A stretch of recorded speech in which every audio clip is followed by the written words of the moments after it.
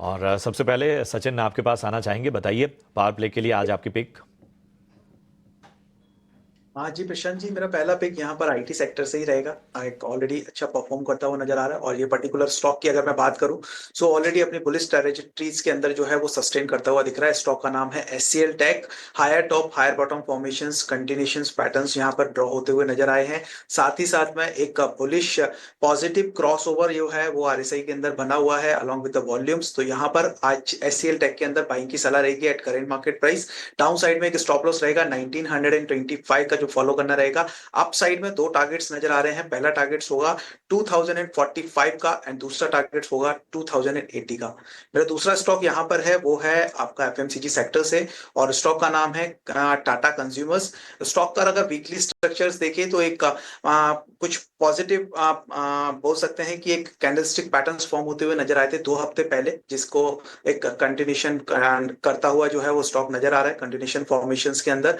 और एक अच्छी तेजी पिछले 2 हफ्ते से यहाँ पर बनी हुई है, एक रिकवरी मूव जो कि हम लोअर साइड से यहाँ पर लौटता हुआ देख रहे हैं। मुझे लगता है ये पर्टिकुलर मोमेंटम जो है वो और फर्दर एक्सटेंड होता हुआ कंटिन्यू होता हुआ कमिंग डेज में नजर आ सकता है। सो यहाँ पर टाटा कंज्यूमर में बाइंग की सलाह रहेगी एट करंट मार्केट प्राइस पे। डाउन साइड में एक स्टॉप लॉस रहेगा 940 का, जो कि प्लेस करना है। हायर साइड में टारगेट्स नजर आ रहे हैं मुझे 1050 तक के लिए। सो ये दोनों पर्टिकुलर स्टॉक्स के अंदर बाइंग की सलाह। चलिए, तो एचसीएल टेक और टाटा कंज्यूमर्स ये दो स्टॉक्स हैं जहाँ पे खरीदारी की सलाह सचिन जी दे रहे हैं। जतिन जी, आपके स्टॉक्स बताइए सर पावर प्ले के लिए।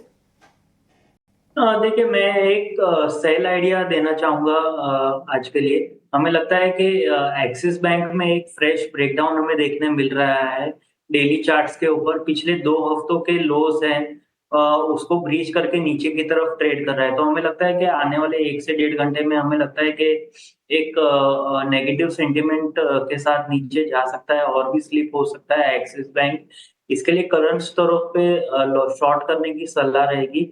स्टॉप लॉस रखना होगा 1056 का, और नीचे में हम टारगेट एक्सपेक्ट कर रहे हैं 1015 के। चलिए, तो एक सेल कॉल है और वो है एक्सिस बैंक पे। बैंकिंग स्टॉक्स अगर आप देखेंगे तो थोड़ी बहुत गिरावट यहाँ पे देखने मिल रही है, और एक्सिस बैंक जो है वो यहाँ पे थोड़ा बहुत दबाव में आगे रह सकता है, ये कहना है जतिन जी का। अगर हम देखें तो जाहिर सी बात है कि बाजार में एक रिकवरी साइन तो है, लेकिन अभी भी एक दायरे में बाजार वो कॉन्फिडेंस पैदा नहीं करता हुआ। चलिए कुछ और हम स्टॉक्स की चर्चा कर लेते हैं और ज़रा रियल्टी शेयरों पर एक राय ले लेते हैं। सचिन, मैं आपके पास आना चाहूँगा। रियल्टी शेयरों में क्या रणनीति लेकर चली जाए, क्योंकि लगातार एक प्रेशर झेल रहे हैं। हाँ जी बिल्कुल। देखिए हायर साइड से एक रिट्रेसमेंट तो हमें देखने को मिला है, हालांकि स्टॉक वाइज एक्शन यहाँ पर जो है वो बना हुआ है। लाइक अगर मैं बात करूँ यहाँ पर ओबरॉय रियलिटी की सबसे पहले, सो हायर ट्रेजेक्टरीज में अभी भी सस्टेन्ड होता हुआ दिख रहा है। हायर साइड से कुछ प्रॉफिट बुकिंग्स यहाँ पे कंटिन्यू हुई है, बट अभी भी जो बुलिश ट्रेंड है, जो मोमेंटम्स है वो इंटैक्ट है यहाँ पर। सो बुलिश सेटअप यहाँ पर अभी भी कंटिन्यूसली बने हुए हैं। सो मुझे लगता है कि थोड़े बहुत और रिट्रेसमेंट्स आते हैं इस टाइप के स्टॉक्स के अंदर तो फिर एक पोर्टफोलियोज में वापस से एड ऑन किया जा सकता है, एक फ्रेश बाइंग के लिए देखा जा सकता है। डाउन साइड में स्टॉक के लिए पर्टिकुलरली जो सपोर्ट्स बने हुए हैं वो नियर अराउंड 2100 के आसपास में बने हुए हैं, और कोई भी डिप अराउंड दैट लेवल तक मिलती है तो फिर एक बार फ्रेश बाइंग के लिए देखा जा सकता है।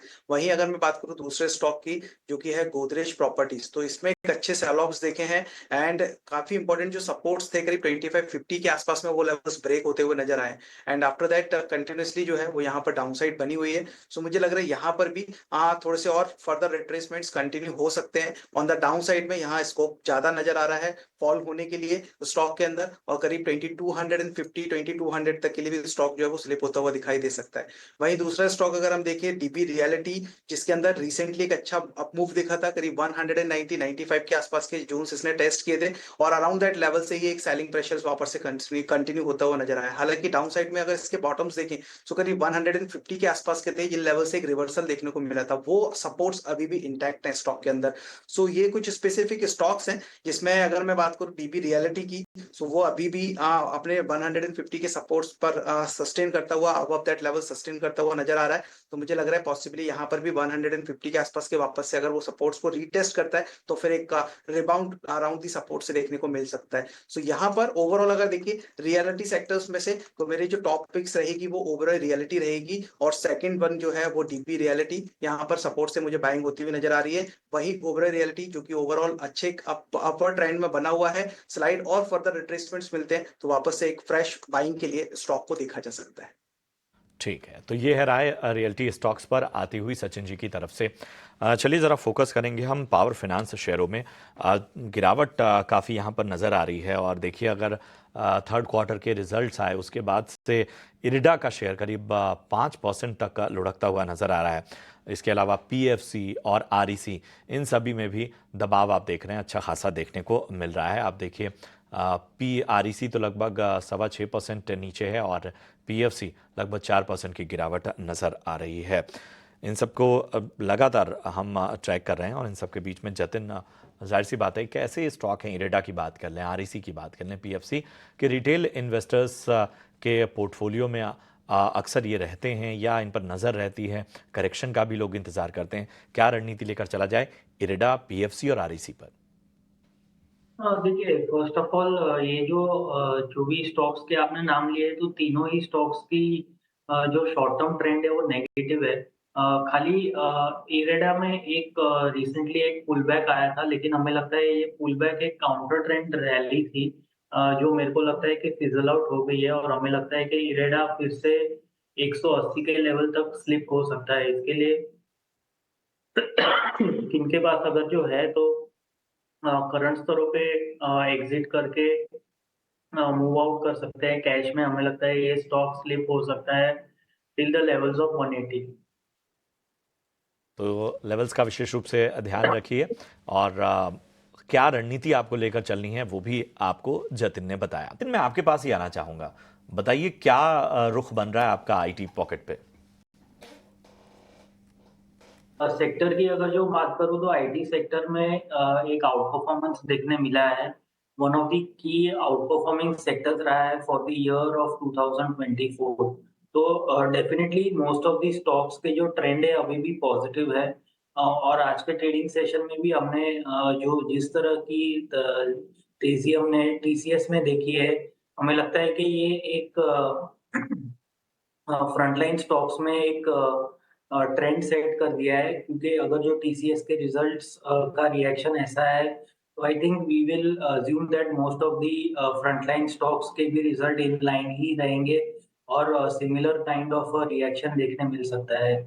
नेवरदलेस इन सभी इंडिविजुअल कंपनीज के रिजल्ट्स डेफिनेटली ट्रैक करने होंगे, लेकिन ओवरऑल अगर जो आईटी स्पेस की बात करूँ तो हमें लगता है कि एक रिजल्ट्स के पहले हमें एक over reaction on the down side देखने मिला था, वो करेक्ट हो रहा है और हमें लगता है कि कहीं ना कहीं आईटी में पॉजिटिव मोमेंटम रह सकता है। अगर जो प्रिफर्ड पिक्स की बात करूँ तो हमें लगता है कि टीसीएस डेफिनेटली प्रिफर्ड पिक्स रहेगी और अपार्ट फ्रॉम दैट हमें लगता है कि कोफोर्ज भी एक आउट परफॉर्मिंग स्टॉक रहा है। जो ये जो करेक्शन रिसेंट करेक्शन आया है बाजार में, उसे वो डिप को as a buying opportunity use करनी चाहिए। तो कोफोर्ज और टीसीएस प्रिफर्ड पिक्स रहेंगे। और टीसीएस, ये दो स्टॉक्स है जो कि प्रिफर्ड पिक रहेंगे। लेकिन चलिए, जैसे कि हम कह रहे थे कि टाटा ग्रुप की एक कंपनी टीसीएस में अच्छी खासी तेज़ी है, जो कि आपको थोड़ी देर पहले अंश ने बताया अभी कि क्यों तेज़ी है टीसीएस में। लेकिन टाटा ग्रुप की और एक कंपनी और वो है टाटा एलेक्सी। इस स्टॉक में अगर आप देखेंगे तो गिरावट देखने मिल रही है नतीजों के बाद। तो क्यों है ये गिरावट, पूरी डिटेल लेके हमारे साथ हमारे सहयोगी गौरव जुड़ चुके हैं, उनसे जानते हैं। गौरव, बताइए टाटा एलेक्सी क्यों टूट रहा है? जी हाँ, तो बात करते हैं टाटा एलेक्सी की। अगर हम शेयर प्राइस की बात करें तो कहीं पे गिरावट जो है आज के दिन में देखने को मिली थी और इसका मेन रीज़न ये है कि अगर हम Q3 के नंबर्स के देखें तो कहीं पे वीकनेस जो है नंबर्स में हमें देखने को मिला था। सबसे पहले बात करते हैं रेवेन्यू की, तो वहाँ पे अगर हम कांस्टेंट करेंसी के टर्म्स में देखें तो कहीं पे फ्लैटिश ग्रोथ रहा था। इसी के साथ साथ सेगमेंट वाइज अगर देखें तो ट्रांसपोर्टेशन में कहीं पे थोड़ा अपटिक जो है वो देखने को मिला था, बट कंपनी की तरफ से ऐसे कमेंट्री है कि कहीं पे जो EU में स्लो डाउन है इसकी वजह से ट्रांसपोर्टेशन वर्टिकल पे थोड़ा जो स्लो डाउन है वो देखने को मिला था। हेल्थ केयर में भी एक गिरावट देखने को मिली और इसी के साथ साथ मीडिया और कम्युनिकेशन की बात करिए तो वहाँ पे भी सीक्वेंशियली एक गिरावट देखने को मिली थी। इसी के अलावा टॉप 5 क्लाइंट्स की तरफ से जो कंट्रीब्यूशन है उसकी भी बात करें तो वहाँ पे भी एक 3% की डिक्लाइन जो है इस क्वार्टर में देखने को मिली थी। और अगर हम बात करें इस सबका इम्पैक्ट तो एबिडा मार्जिन की अगर बात करें तो 26.3% पे है एबिडा मार्जिन, जो कि अनुमान से भी कम है और अगर हम सीक्वेंशियली कंपेयर करें तो वहाँ पे भी कम है। इसी के साथ साथ प्रॉफिटेबिलिटी में भी हमें डिक्लाइन देखने को मिला। आगे जाके इसी के चलते हुए अगर हम ब्रोकरेजेस की माने तो वहाँ पे भी एक जो टारगेट प्राइस में कट है वो देखने को मिला। तो जैसे अगर हम मॉर्गन स्टैनली की बात करें तो वहाँ पे उन्होंने टारगेट प्राइस कट किया है 6,000 रुपये पे। जेपी मॉर्गन ने जो टारगेट प्राइस है वो कट करे अभी 5,400 रुपीज़ का दिया है। और ICICI सिक्योरिटीज़ की अगर बात करें तो वहाँ पे भी उन्होंने टारगेट प्राइस कट किया है, क्योंकि उन्होंने EPS एस्टिमेट्स में कहीं पे जो कंपनी के है वहाँ पे कट किया है FY25 का। तो इसी के सब के चलते हुए कहीं पे वीकनेस जो है स्टॉक प्राइस में भी देखने को मिला। आगे जाके इस कंपनी में कैसे रिजल्ट्स आते हैं या फिर आगे जाके स्टॉक परफॉर्मेंस कैसे रहता है वो देखना अभी काफ़ी ज़्यादा ज़रूरी रहेगा।